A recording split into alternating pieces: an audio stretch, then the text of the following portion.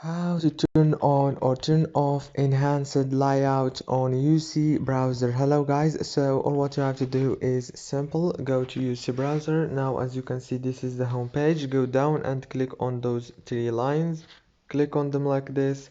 Now click on the settings option, this one. After you click on it, it will take you to this page. Click on browsing settings.